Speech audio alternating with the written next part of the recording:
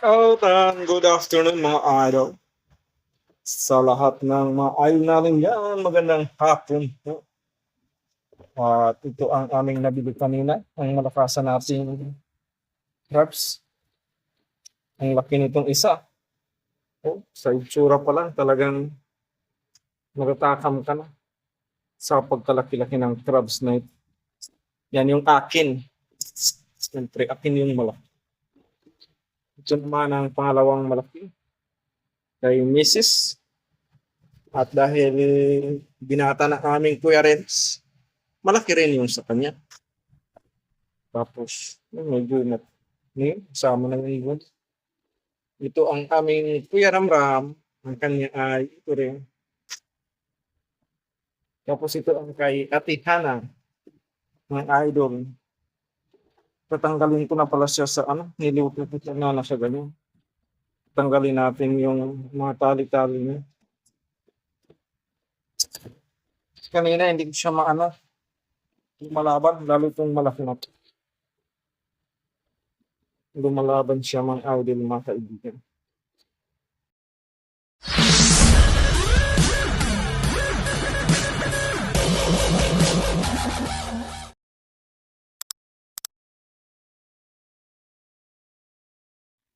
Di ba mga idol? Tanggalin ko yung tatanggalin ko yung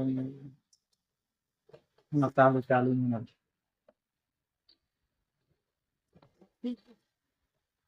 Bigat.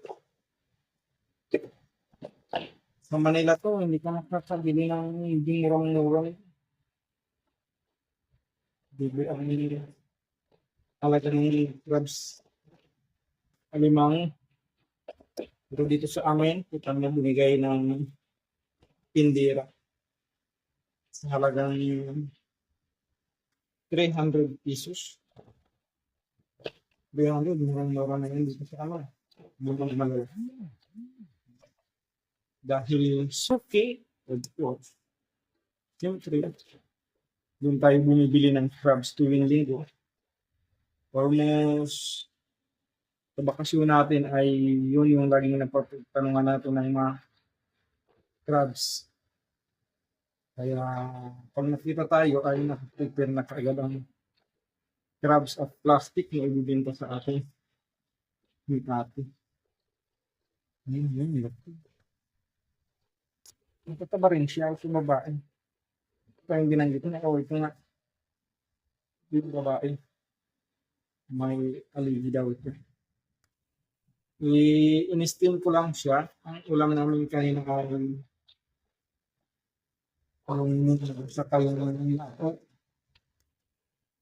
Ito, babae yung dalawang babae. Bukas ko ito lulutuin. Abangan natin kung anong luto na prepare natin dito para bukas. Pati pang hawak natin ay hindi na makahawak. Gagataan natin siguro ito. Lalakihan natin ng langka. Pwede rin. Pwede siguro ito sa langka. Simple ulam lang. Ang probinsya. Ay lahit na langka, di ba? Sarap na yun para sa aming probinsya.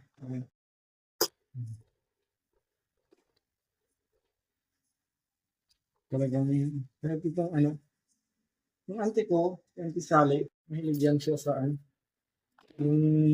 Kahit yung mga ganito namang sipit-sipit niya. Yung lalaki ng sipit. Talagang tututigan ang pinarisipat. Ang nabalipas na lang pagbumags. Yan mo, agad yung tangay niya. Kasama ko ito sa pagkong. Huwag lang yung sabaw. Yung taba niya yun. Ito. Kanina nung in-steam ko siya, wala na siyang